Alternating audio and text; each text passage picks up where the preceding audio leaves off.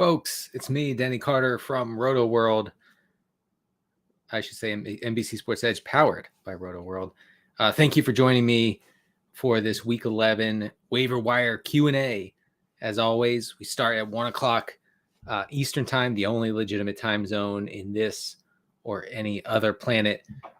I see some, questions already in the chat, and I appreciate that. As you come in, feel free to ask about whatever waiver wire moves, trades. I know trade deadlines are over in almost every league. At least they should be at this point, or else you really open yourself up to what we in the business call collusion.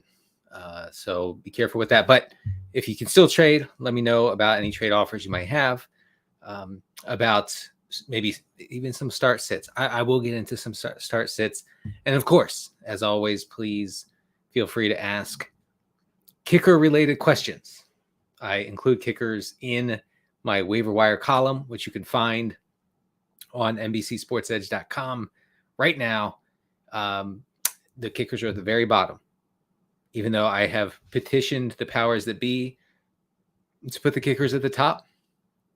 I have been rejected at every turn. And anyway, they're at the bottom. It's Robbie Gould, basically. Robbie Gould and Nick Folk this week. We're going with the old guys. And by old guys, I mean kickers who are old, but who are younger than me, which makes me feel completely washed. That I say, oh, Robbie Gould's so old. And I look up his birthday, and I am about 18 months older than Robbie Gould, it turns out. So I am tilting, you might say. And yes, Christopher Davis, thank you for joining us. Christopher says week 10 was crazy, and week 10 was pretty crazy. The kids are saying cray.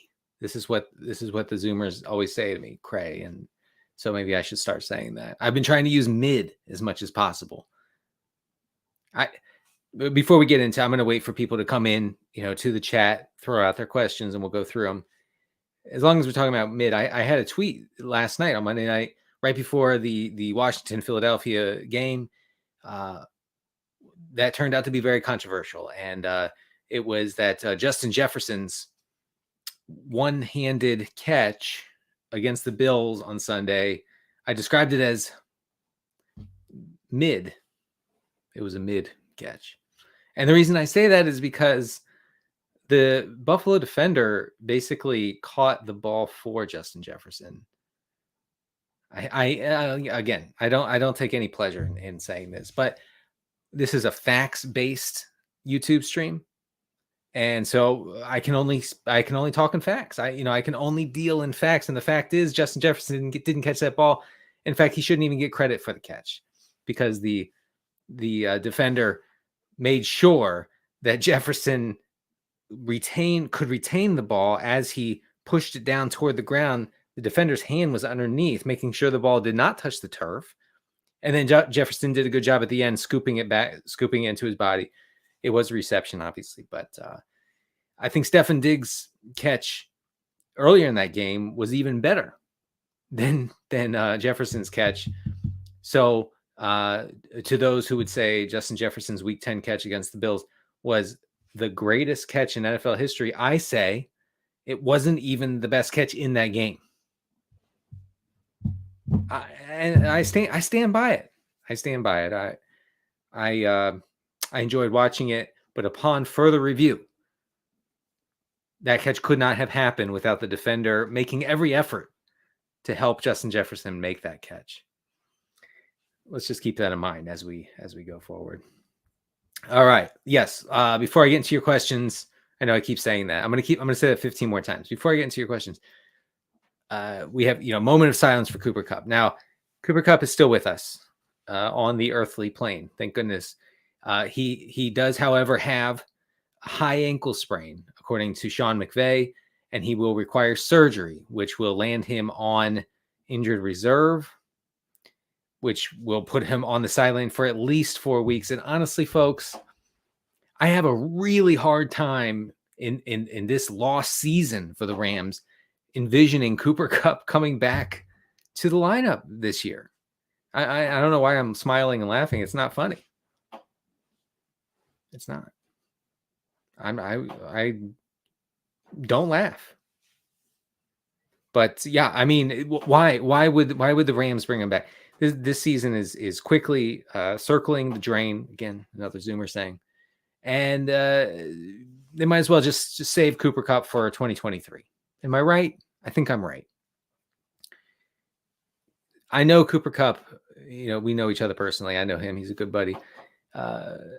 Will want to come back. Will want to play, even if the Rams are completely out of playoff contention by the time he returns at the beginning of December or the middle of December. Just remembered what date it is. So I think that if you're a Cooper Kupp drafter, first of all, it's okay to cry in public. If you're at a coffee shop while you're watching this, perhaps, or when you discovered the news that Cooper Kupp required surgery, it's fine to cry in public. Okay. And for the guys out there, you too, look, it's good. It's good to see, men expressing emotion in public. And so if you need to weep while the barista makes your drink, or maybe the bartender at this point, you do it. You just go ahead and do it. You let it out. The Rams offense without Cooper Kupp is going to be a debacle, like truly disastrous. He was the offense, 38% of the air yards, 34% of the targets. That all goes away. I'll make it short here. Tyler Higbee becomes an elite, or at least borderline elite fantasy option. He caught 8 of 8 targets against Arizona. Some of that after Kupp left the game against the Cardinals. I know he's had a slow month. He had an injury. His snaps and routes were down for a while, but he should be back at full health. He's probably the number 1 pass catcher in this offense with Cooper Kupp out. So and by the way, he's available in about 20% of leagues. I guess folks through bye weeks and whatever have dropped Tyler Higbee. The only tight ends I would rather have the rest of the way here are Travis Kelce, Mark Andrews, maybe Dallas Goedert, and then Higbee. I mean, I think that he's in a blow up spot, not just this week against the Saints, but going forward. We could see, fairly consistent 8, 10, 12 target games for Tyler Higbee in a Rams offense that will probably be chasing points. They can't run at all. They have the most egregiously terrible run game in recent NFL history / memory. So big boost for Higbee. I wrote about Allen Robinson in my waiver column, which is again on NBCSportsEdge.com. Allen Robinson, folks, is available in 40% of leagues. I think he needs to be picked up now. And I know he's been terrible. Okay. Like there's no, I tried desperately to find something in the numbers, expected points, targets, like yards after the catch per reception over expected. I mean, I looked at everything and I can't find anything to say that Allen Robinson has been actually good this year. He has not been. He's been actually quite bad. But sometimes all we need is volume. All we need is target volume. And Allen Robinson is second in both air yards and targets on this team behind Cooper Kupp. He's out there basically with 100% route rate every single week. And get this is something I did not expect. And when I was looking at the numbers, I found this and I said, oh, I found something that we can hang our hat on. Again, the teens and their sayings. But I hang my hat on this. Only Justin Jefferson has more targets inside the 10 than Allen Robinson this year. What? Yes, it's true. And only like 6 or 7 receivers have more targets inside the 20. Allen Robinson was leading Cooper Kupp in red zone targets and green zone targets, green zone being inside the 10.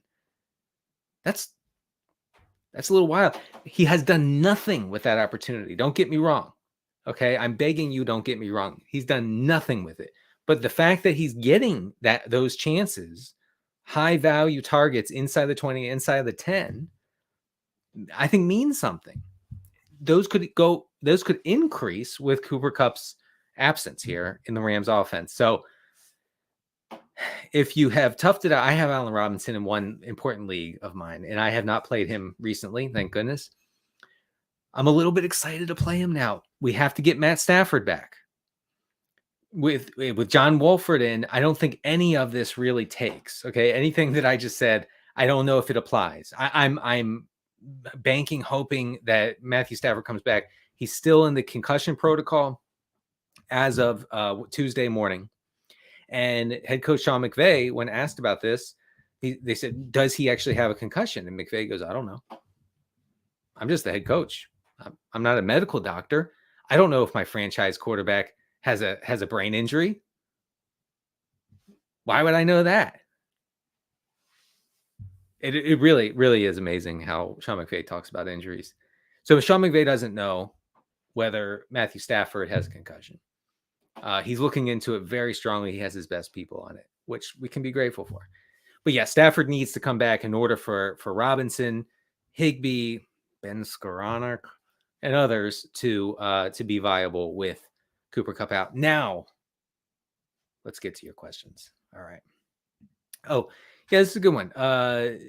Chad says, is this KJ Osborne surge sustainable week to week, or is he just going to get his targets obliterated in weeks where Dalvin Cook runs more? It's not really about Dalvin Cook. It's about play volume. And the Vikings saw a massive spike in play volume, offensive play volume against Buffalo this past week. That inflated everyone's numbers, including Justin Jefferson, including Adam Thielen, even Hawkinson, who missed some time with an injury. He was a little dinged up early in the game. He still saw a good number of targets. Osborne, I think, ended up with 8 targets, which is really high for him. I think you can ignore that. First of all, he's very inefficient.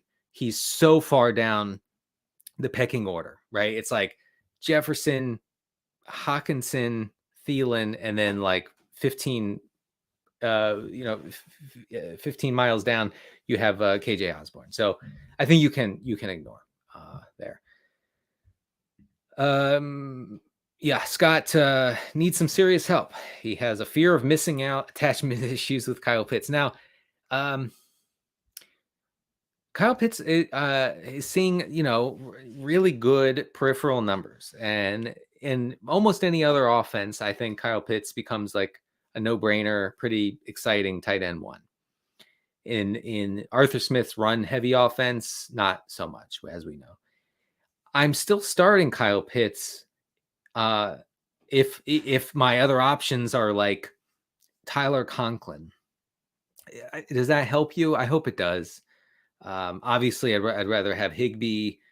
If Njoku is out there, I'd much rather have Njoku. Trying to think of some other guys. You're starting Pitts over Taysom Hill, so you have that going for you, which is nice. I hope I helped a little bit. Yeah, man. The Cole Kmet thing. Cole Kmet now has 5 touchdowns over his past 3 games. I think he has 5 touchdowns on his past 14 targets. I would describe that as unsustainable per the analytics and also per common sense. Come on. Can he be usable for fantasy? I think so. But Dulcich missed on Dulcich is basically a wide receiver tight end's body. He got open deep. Russell Wilson missed him against Tennessee on what would have been, I think, like a 70-yard touchdown if he had caught it and beat the defender or run into the end zone. Okay. So it was real close to Dulcich having a big game. Dulcich still has a great route rate, despite not hitting on that big play and not scoring the touchdowns. I still like Dulcich over Cole Kmet. I think I'm just going to go to my grave as a Cole Kmet doubter. I just don't believe it. I just don't believe what's happening there with Cole Kmet. I didn't skip. Someone said I skipped a whole section of. I'm going back, man. Allen Robinson's season starts now. That's right. This time it counts. All right. We have Rick Mitchell. Hello, Mr. Mitchell. Please help. I love in all caps. Please help. I'm a sucker for that. Just so you guys know. Would I drop Christian? Who would I drop to pick up Christian Watson? Mostert, Pickens. I would drop Hardman for sure. Hardman, don't get fooled by Hardman's touchdown streak there before his abdomen injury, and he's still hurt. So, yeah, Christian Watson. This is a good chance to talk about Christian Watson. I wrote him up in my waiver wire column, which is on NBCSportsEdge.com. I think he's the top pickup, especially in like 12-team leagues where you start 3 or 4 receivers. You need to get Christian Watson. What we saw last week against Dallas was Christian Watson. Try that again. Christian Watson's, not Sammy Watkins, which I always want to say for some reason.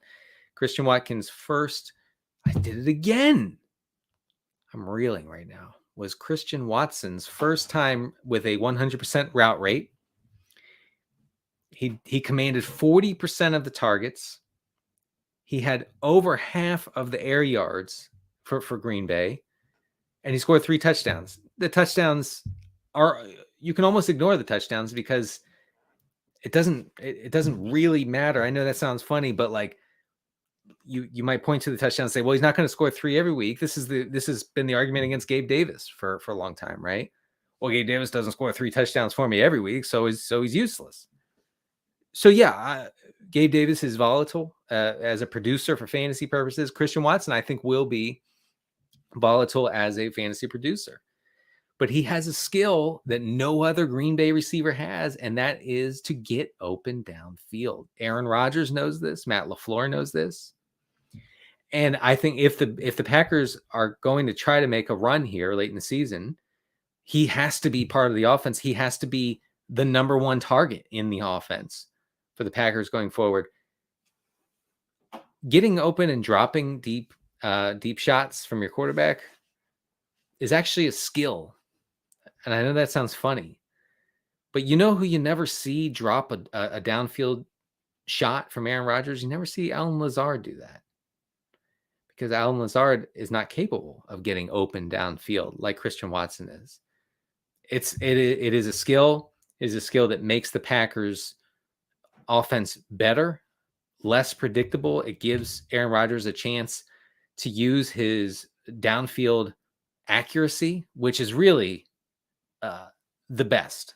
I mean, this Aaron Rodgers, I know he's lost a little, maybe a lot over the past couple of years, especially this year, but that guy can still put it in a bucket from 50 yards. Really incredible downfield accuracy.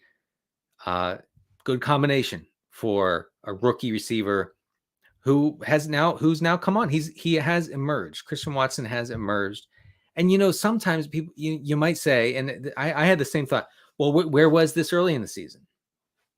What was going on in the first half of the season? First of all, injuries galore for Christian Watson.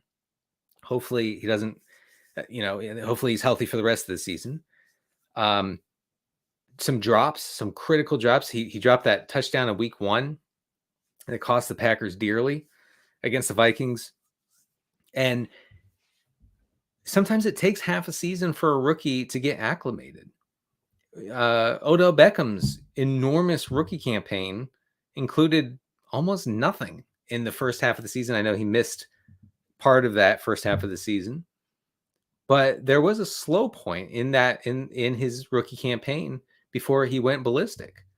I believe Josh Gordon was similar. Josh Gordon had an insanely productive final, like 3 to 5 weeks of his rookie season in Cleveland. Sometimes it just takes a little bit. So get Watson if he's out there. I think if you've been saving your free agent budget, this is the time to use it. Like this is what you're waiting for. Very few, if any, waiver wire. Now, you know what? I'm going to be a little more certain than that. Nobody on the waiver wire has the upside and has the skill set of Christian Watson. So go get him if he's out there. All right, let's get some. Let's see. Are Allen Robinson or Van Jefferson worth stashing? Maybe Robinson, but not Jefferson. Jefferson's not even running many routes. Should I drop Tyler Boyd for Rondale Moore? this is tough because, first of all, Rondale Moore and DeAndre Hopkins combined for a 75% target share in Week 10 against the Rams.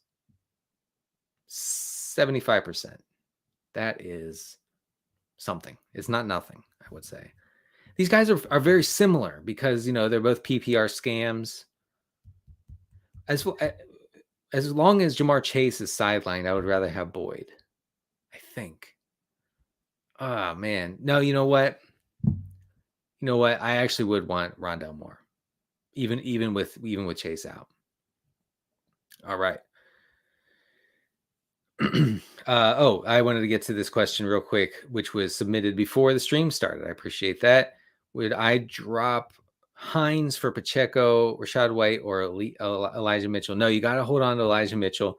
By the way, Kyle Shanahan, after the 49ers beat the Chargers, he came out and said the plan was for Christian McCaffrey and Elijah Mitchell to have a workload that was, quote, about even. That's news. That's newsy. And it definitely lops off the top of Christian McCaffrey's fantasy upside. Pretty tough for those who thought that they were going to get, 6 to 8 weeks of a nuclear Christian McCaffrey in that Niners offense. Doesn't seem to be the case.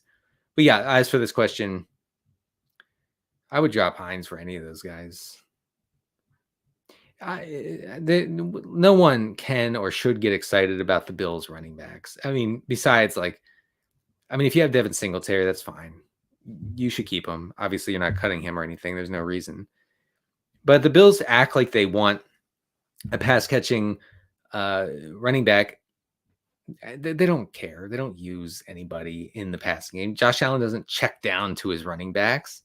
All right? You leave that for immobile statue quarterbacks like Tom Brady and Matt Ryan.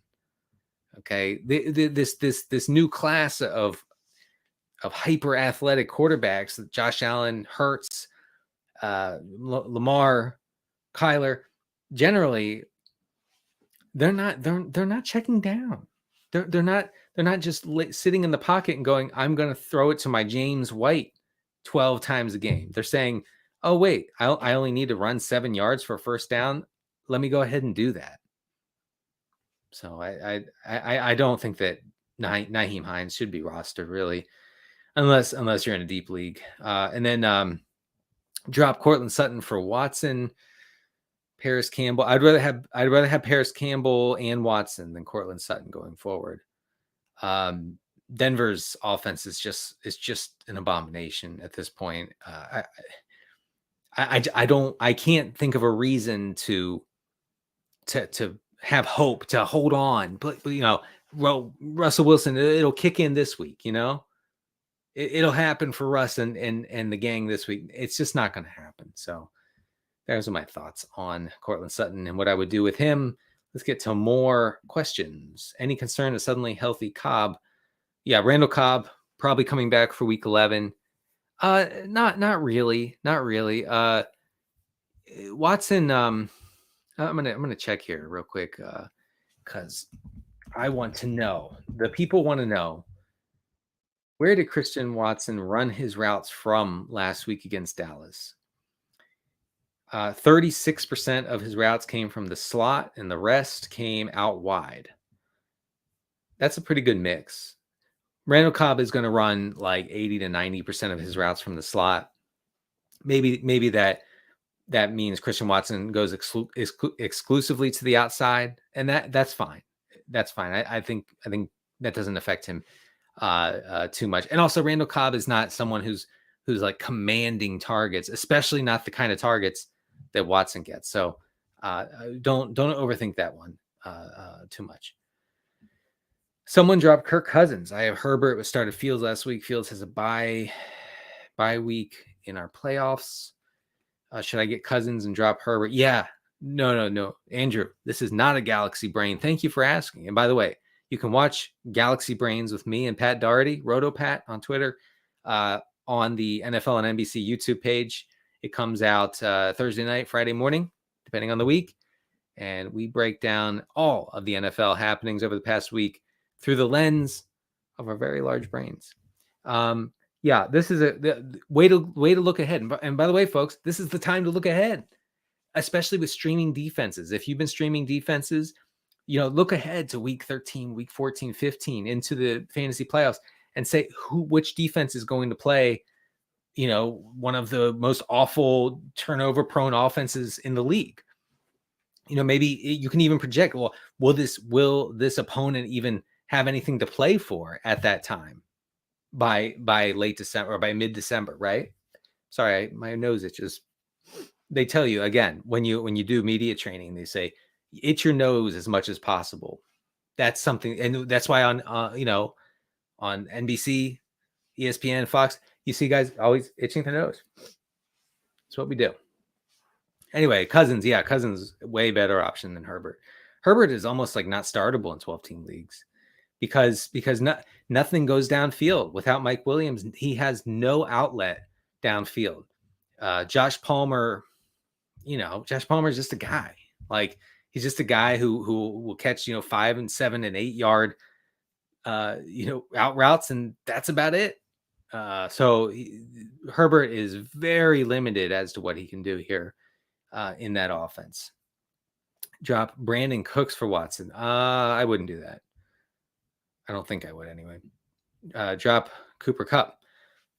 No, I mean, if you have an IR spot on your fantasy team, then definitely go ahead and put Cooper Kupp in there in case he comes back, because I'm guessing you're going to want him back in your lineup if he gets better, if he gets right. Another Cortland Sutton question. Is he dead weight? I mean, Cortland Sutton definitely doesn't need to be rostered in 10-team leagues. In 12 teams, I would, let him stick around, let him hang out on the bench. Maybe you should probably have somebody like, for example, Paris Campbell with Matt Ryan under center is a better option, better fantasy option than Cortland Sutton by a significant margin, especially if you're talking about PPR. I wrote up Paris Campbell as my second most prioritized wide receiver off the waiver wire this week, only behind Christian Watson. I didn't say Watkins. Good for me. So check that out. But yeah, you can probably cut Cortland Sutton in a 10-team league. Taysom Hill, droppable in 12-team league. Yeah. I mean, if they're not using him anymore. I think he has like 3 carries over the past 2 games. The days of 8 and 10 carries, those are over, it seems. So there's just there's no reason. And if one of those games pops up again, or if he breaks a big run or something, so be it. You can do better on the waiver wire, I think. All right. Rob says, drop Khalil Herbert for Christian Watson. Have more need. Yeah, right. If you have more need at wide receiver, then you go ahead and get Watson over Herbert. Although Herbert has a lot of contingency value, man. Oof. Man, Herbert becomes really exciting if David Montgomery misses any time. Help. That's what my son used to say when he was little. Help. Like, why do you have an accent all of a sudden? Greg says, help. Higher priority pickup, Pacheco or Watson. Yeah, so Pacheco just has very little appeal for me. The Chiefs have the offense with the highest pass rate over expected, which means that basically they establish the pass no matter what and just keep passing. When they're behind, they pass. When the game is even, they pass. When they're ahead, they pass. Which makes Jerick McKinnon, to me, in PPR leagues, and I lean toward PPR as let me check my notes. Yes, as the only legitimate scoring system in fantasy football. And I know the real football folks are triggered over that. But I think McKinnon is a way more appealing fantasy player than Isiah Pacheco. I mean, everything went right against the Jaguars this past week. He got 16 carries, which is unheard of. 16 carries in the KC offense is like, I don't know, 45 carries in a regular offense. And he ran for 82 yards and no touchdowns. And He barely ran any routes, and he did not see a target. Obviously, he did not make a reception. So 16 touches in Patrick Mahomes' perfect machine of an offense, and Pacheco scored 8.2 fantasy points. That is his ceiling. So, yes, Watson. There you go. Jeff, lost Zach Ertz. Yes, Zach Ertz went down with a serious knee injury. He's on IR. Actually, he's lost for the season. I'm sorry. He's lost for the season. Pitts, Foster Moreau, and Jawan Johnson. I always like when people put in parentheses no as in New Orleans, because it looks like you're saying Johnson. No! Anyone but Johnson. Anyway, you're saying Jawan, Moreau, Pitts are available. Who do you like the rest of the way? I mean, it's between Moreau and Pitts.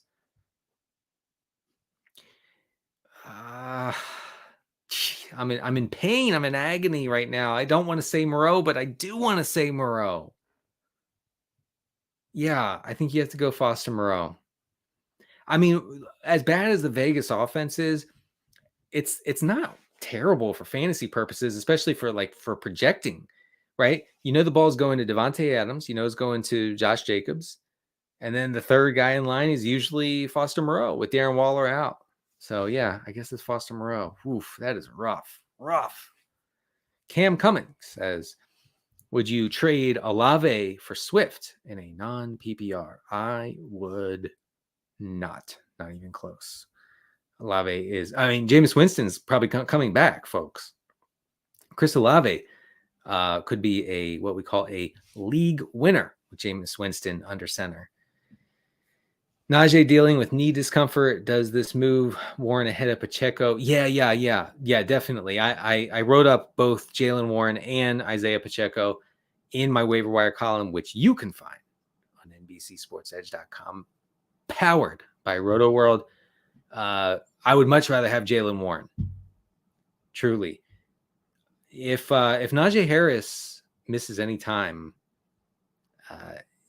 Jaylen Warren, man, I mean, he becomes like probably an RB1 in 12-team leagues, because he's already getting most of the passing down work.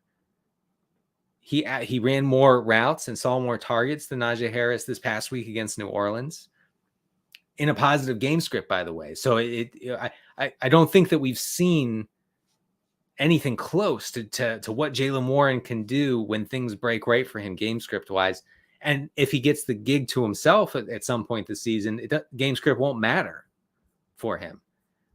Really exciting player, really good player, productive in college and everything.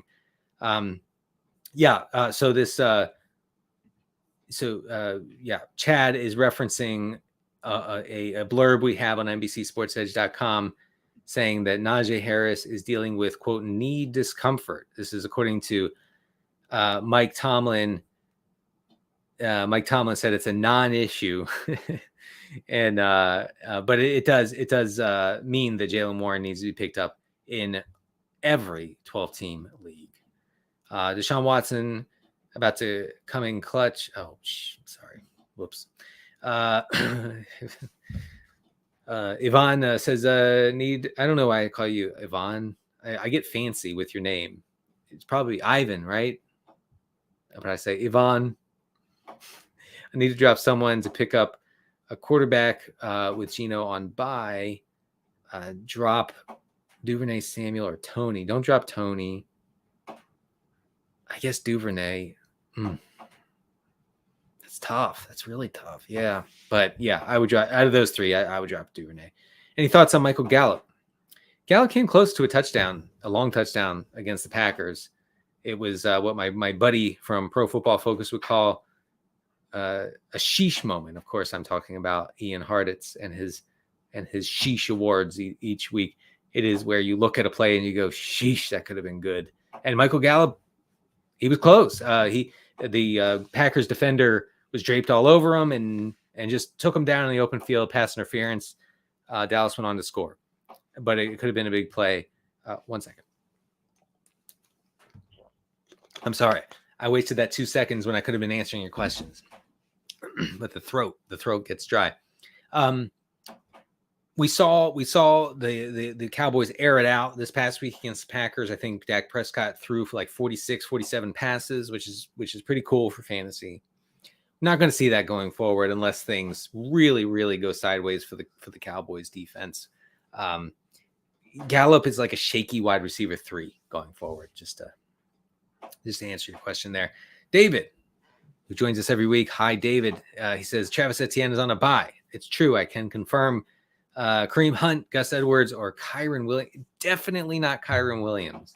He is a Zoomer psyop, and I won't fall for it anymore. David's league mates watch this stream, but they never ask anything. Thoughts on the possibility of Taysom Hill being named the starter? Well, no, that's not going to happen according to Dennis Allen. The discussion is between Andy Dalton and Jameis Winston as the starter for New Orleans this week against the Rams. Now, if we get any inkling that Taysom Hill could start for the Saints, you need to hang on. Like, you have to keep him on your roster, and if he's available in your league, if he's been dropped by a frustrated fantasy manager, you go ahead and get him, because as we know, Taysom Hill is a fantasy football cheat code. He kind of breaks the game. Okay, so I guess watch for reports on that, but I don't think that's happening. I would go with Kareem Hunt, by the way, as a replacement for Etienne. I think Kenyon Drake's recent production and performance as the lead back for Baltimore means that Gus Edwards is going to have a hard time coming off a hamstring injury. I think Gus Edwards is going to have a hard time getting back to those double-digit carries that he had, I guess, that one game before his injury. So I think Hunt is the better option. Better option there. Okay. Been holding on to Keenan Allen. You think he'll be back to replace my injured Cooper Kupp? Ooh, that's tough, man. Oh, just traded Taylor for Kupp. Really? Straight up? Somebody traded you Cooper Kupp for Taylor? Man, that's tough luck. I think we all want. I'm going to give you a hug if that's okay. I'm hugging you. All right. That's tough. Keenan Allen will be back at some point, but man, that's a rough turn of events for you, guy. Sutton versus the Raiders, or Pickens versus the Bengals. So early in the game against the Saints, the Steelers seemed determined to get Pickens the ball. They gave him a goal line carry, which is a little odd. We cannot obviously bank on that going forward. I know I just talked about Sutton as like a drop, but the Raiders are so bad against the pass. So per expected points added, the Raiders are the 8th best team against the rush. Okay, so they actually have been tough against opposing running games. They are by miles the worst against the pass per EPA. So I think you start Sutton. I should say, for the folks who are asking about Courtland Sutton, this is a tough week to drop him, and I appreciate you reminding me he's playing Vegas, because this is as good as it gets for a matchup for a wide receiver, okay? Especially if Jerry Jeudy is going to be out here, then I think you give Sutton one more shot, and he probably will deliver something against the Raiders. I say that as someone who, hates the Broncos offense maybe more than anyone in the world. But I will say that this is a very difficult week to go ahead and say, well, I'm done with Courtland Sutton. He's playing the Raiders. Okay. We have 20 minutes left, folks. Get in your questions. Should I start Allen Lazard, Deontay Johnson? I'm guessing Deontay Johnson, or Devontae Smith as my wide receiver too. Yeah, you start with Devontae Smith this week. Vinny. Hello, Vinny. Vinny Rubio. Please help. Would you start DJ Moore or Deontay Johnson at flex? Yikes. Look. I used to say that when I went on podcasts for some reason early in my fantasy career. I used to say, look at. It was a very weird tick that I had. I don't do that anymore. With Baker Mayfield back in the saddle against the Ravens, I think more goes back to like wide receiver 5 territory. I hope you enjoyed the little respite from the misery that is drafting DJ Moore in the year 2022. But yeah, you go with Deontay Johnson there. By the way, if Deontay Johnson's listening, I think he is. I'm pretty sure he is. Deontay, when you catch a ball beyond the first down marker, like several yards, like 3 to 5 yards beyond it, just sit down. Don't just sit on your butt right there, because the only other thing that you do is you immediately catch it and you run backward like 5 to 8 yards and you get tackled. You don't ever break a tackle. You just lose a bunch of yardage trying to make something where there is nothing. So just sit. It would be better for the team, and you love the team. All right, Jason says, are you answer questions you believe you can answer, skipping a whole lot of us, including me? All right, Jason, I am going to find your... No, I'm actually not skipping anybody's. All right, Jason, hello. Who would you pick up? White, Pacheco, Watson, or Robinson? Okay, I'm trying to evaluate this all in my head real quick. I'd pick up Rachaad White. There you go, Jason. All right. John says, you have Justin Fields and Lamar Jackson. What wide receiver group would you look at in the Lamar trade, or hold both if you have... No, I don't have any Fields doubts. Justin Fields is in, his range of outcomes includes wide receiver 1 overall. I'm quarterback 1 overall. With that rushing, just insane rushing production, and it's fantastic. Again, it breaks fantasy football. I think the move here, the move is to trade. If you need wide receiver help, trade Lamar for a receiver. I will say there are some pretty good regression candidates out there. I'm going to pull them up real quick just to help you out a little bit. I can't really address this as thoroughly as I would like to. Some regression candidates include Chris Godwin, includes let's see, Devontae Adams, strangely enough, is a regression candidate. You're probably not going to be able to get him though. Godwin sounds reasonable for a trade if you want to trade away Lamar Jackson. Michael Pittman, maybe, with Matt Ryan back under center. I'm excited about.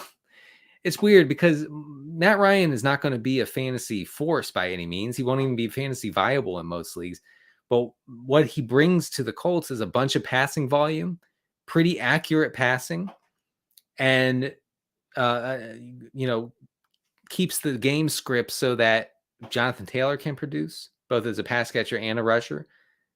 Michael Pittman gets his. Paris Campbell gets his. Alec Pierce is going to be out on the fantasy production that comes with a Matt Ryan led offense. He just is. Okay, like he's the odd man out, and I think you can drop him in all leagues. But yeah, good luck with that trade. All right, let's get to some more here. Drop Herbert for White. Yeah. Oh well, I know the Bucks are on bye, just so you know. But yes, I would. All right, I'm ready.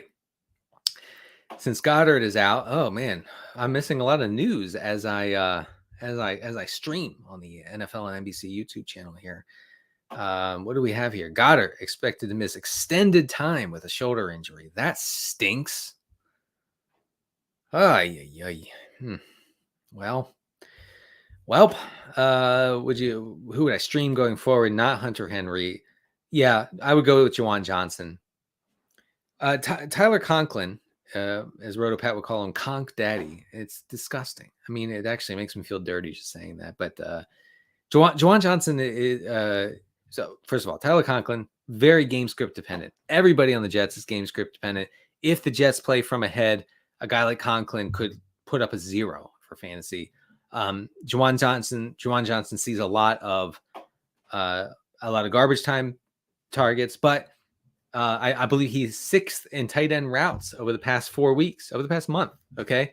It's not a fluke. He's out there running a lot of routes. That's what we're looking for with a streaming tight end. He also is, I believe he's leading the Saints over that stretch in red zone targets. And it makes sense because big guys tend to get red zone targets. And Juwan Johnson is one big guy. In fact, when he was jogging into the end zone against the Steelers, there was a Pittsburgh defender. I forget who it was, maybe a safety, who made a business decision, as they call it, and did not even try to tackle Juwan Johnson because that is one big guy. And I respect it. I respect the hell out of it, honestly. I pushed Conklin earlier this season. Yeah, I mean, with Joe Flacco under center, Conklin was a lock for like 8 to 10 targets, but not Zach Wilson. Zach Wilson ruins this offense. Cardinals or Vikings defense. I don't know who they play. Sorry. Maybe if you can update me there, I would help you. Start Burrows or Fields this week.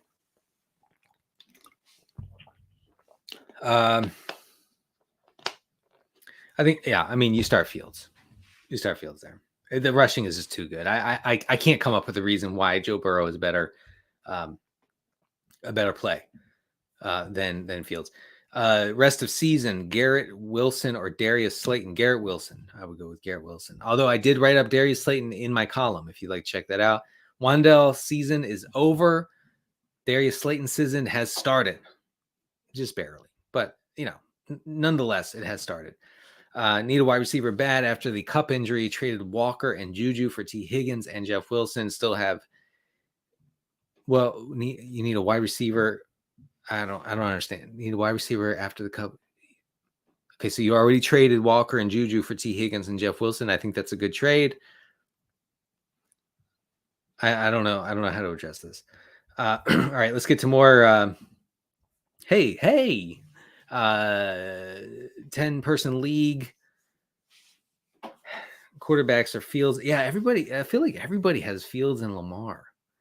That's a cool combination. Congrats to all you animals who have Fields and Lamar. Man, must be nice. Good running back stable. Would I trade Fields, Swift, Higgins for Kyler and Tyreek Hill? No. Look, here's what you do. Forget about the quarterback. Why do you want Kyler if you have Lamar? Don't even worry about it. Offer Fields. Offer these 3 players for Tyreek Hill and another player, a non-quarterback. That's what I would do. Help from Vincent. Help. Kicker question. Butker has been disappointing. Who to pick up? I mentioned in my waiver column, Nick Folk. Really good spot against the Jets this week. Robbie Gould, who I mentioned last week, who I think he came through. I know Robbie Gould came through with 3 field goals on Sunday Night Football and NBC.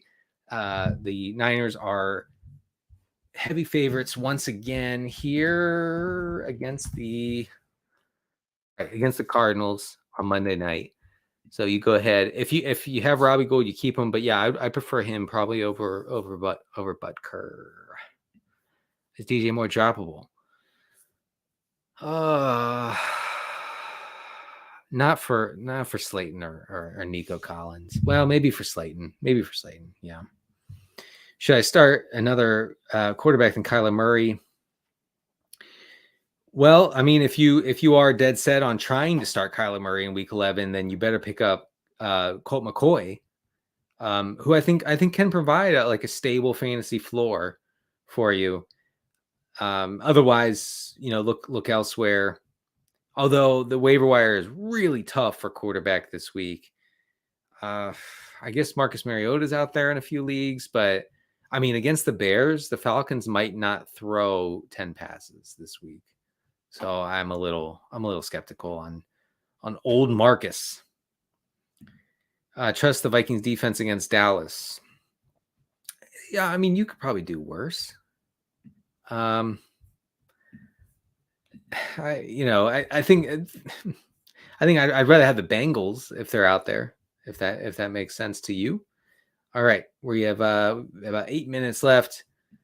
Joey Sly or Cairo Santos. Joey Sly of course, had a big game against the Eagles on Monday night, eviscerating the kicker process. Because the kicker process says we want kickers on teams who are favorites and at home. Yeah, so Commanders are at the Texans. I would go with Sly. That's a good question. Thank you. What's this question? Would you trade Lamar for Olave? Well, it depends on it kind of depends on who you have at quarterback behind Lamar. If I had to choose, I would choose Olave there. Pick up Pitts and Scott injury. Yeah. Do that as soon as possible. You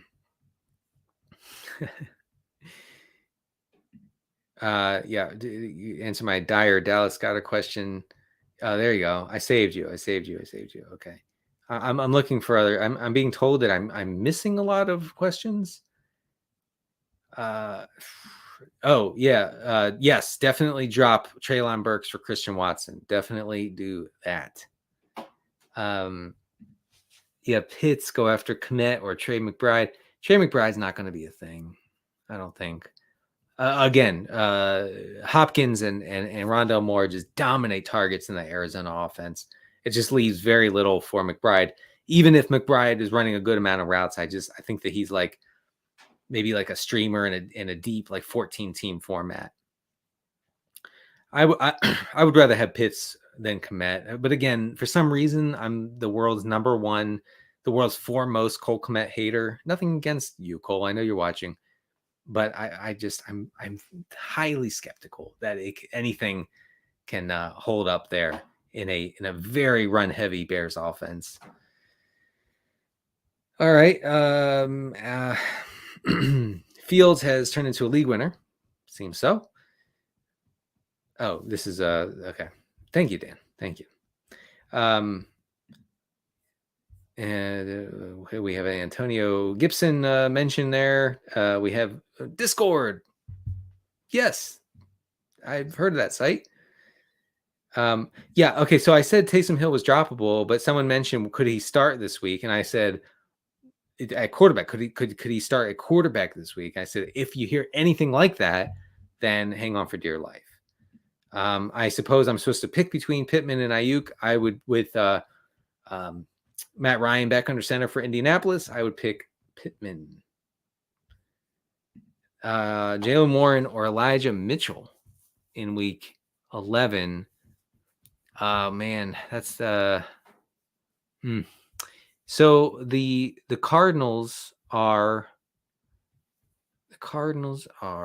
I'm looking for something. Oh, yeah, they are a pass funnel offense. So that might not matter with the Niners. I mean, if Najee Harris is limited or something this week, then I would go with Warren. But Mitchell's a fine option too. I'm sorry, on Tuesday it's really hard to answer that. Trade Lockett for Evans. No. Trade Cup for Debo. Yes. I mean, Cup's out, so if you can do that, you should definitely go ahead and do that. You know what, D-Ders, you don't have to shout out the chat. You can just ask me. I'm here for you. We have 3 minutes left. T. Higgins, and Brain Robinson, who must be talking about Brian Robinson, although Brain Robinson sounds funnier, for Dameon Pierce. No, keep T. Higgins. Yeah. All right, Kyle, look, I said Pacheco ceiling's 8.2 points. Yeah. I mean, you know what I'm saying? Like, sure, he could score a touchdown one day. I hope he does. For the kid's sake, I hope he scores a touchdown someday in this Kansas City offense. But what I'm saying is it's a very unfriendly fantasy environment for an early down back like Pacheco who gets no work in the passing game. That's all I'm saying. Okay. All right. Dallas Goedert replacement who got touchdowns this week, Brock Wright or Noah Gray. Oh my gosh. What are you in an 18-team league? What in the world is going on? All right. You know what I'm going to do for you? I'm going to look up who will likely run all the tight end routes with Goddard out. Looks like someone named someone named Jack Stoll, who I definitely have heard of, and I definitely know that's an NFL player. He's tight end 2 on the team, so I guess he could be in line for a good number of routes with Goddard out. I'd probably rather use him over Brock Wright. Brock Wright is not really running that many routes. I'm a little wary on old Brock. Lazard was shadowed, so they threw to Watson. I don't think that's true. No one shadows Alan Lazard. I'm sorry. All right. Trade Fournette for Connor. I mean, yeah, definitely do that. Rachaad White is going to take Fournette's Lombardi Lenny's job, folks. If you can get out from under Lombardi Lenny, you do it now. Absolutely. You should have done it 3-4 weeks ago. I'm, just stating facts. Should I start the Raiders defense again, bruh? Listen, bruh. No, you shouldn't. You can do better. I believe in your potential to do better on the waiver wire. You can do better than the Raiders defense, which is horrific, even against the Broncos. Pickens or Tony this week. So if Hardman is out and if Juju is out, I'm absolutely going Kadarius Toney. If one or both are back, especially if both Juju and Hardman are back, I'm going with Pickens there against Cincinnati. Drop Higbee for Kmet. No, Cris, and everybody, listen to me very carefully. With Cooper Kupp out now, Tyler Higbee is an elite fantasy option. You should get Tyler Higbee wherever you can and play him for the rest of the season. He's going to be very good because he's going to see 20 targets a game. I'm kidding, but you get the idea. All right. Now that we have that settled. All right, we have 1 more minute. Trade away Connor for DK and Swift. Yes, do that. Ben Skoranek, number 1 Rams receiver. Maybe. And it sounds like a horror story, but it could be the case. Pick up Higbee and flex Kelsey since Kupp is on this earthly plane. I just want to reiterate that. He still is alive. That sounds fine. All right. We'll have one more. I talked about Allen Robinson earlier in the chat, early in the stream. Go ahead and rewind me and check that out. And AJ Brown for Lamb. I'd rather have AJ Brown. All right, folks. Thanks so much for joining me on this Week 11 waiver wire Q&A, in which I talked about everything except for the waiver wire. I'm kidding. No, we did a lot of waiver wire chat. Thank you for joining me. Good luck to you in your matchups this week. You can check out my column on NBCSportsEdge.com. And don't forget to check out Galaxy Brains this week with me and Pat Doherty, a.k.a. RotoPat, on Twitter. Have a good one.